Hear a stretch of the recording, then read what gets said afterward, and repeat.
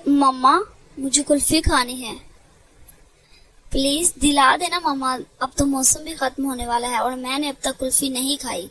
मैंने तुमको कितनी दफा कहा है कि जिद ना करो, कुल्फी से तुम्हारा गला खराब हो जाता है। कोई और चीज खा लो। ये लो सेब खाओ। नहीं मम्मा, मुझे बस आखिरी बार कुल्फी खानी है। जैनब, पहले भी तुम अपनी बेइजाजत की वजह से अपना काफी नुकसान कर चुकी हो। मैं तुम्हें कितना मना करती थी कि इतना मीठा ना खाया करो, मगर तुमने मेरी एक नहीं मानी और अब अपनी जिद की वजह से अपने सारे दांत खो चुकी हो।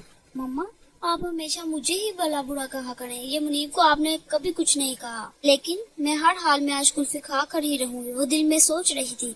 लेकिन मैं पैसे कहाँ से लाऊंगी? आइडिया मम्मा के पर्स से लेती हूँ।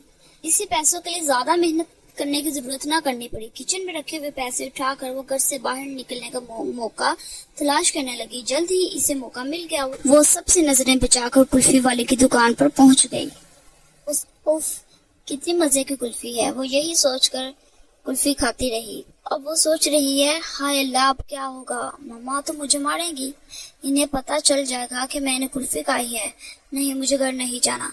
वो मुसलसल चीख कर रो रही थी और रोते रोते ही बेहोश हो गई।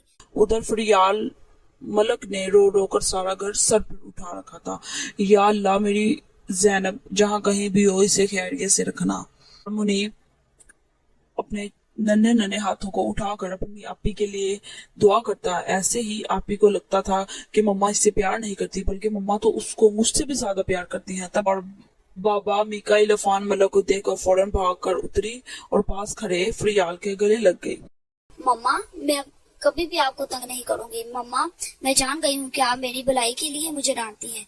मैं अपनी जिद की वजह से पहले बहुत नुकसान उठा चुकी हूँ, अब नहीं।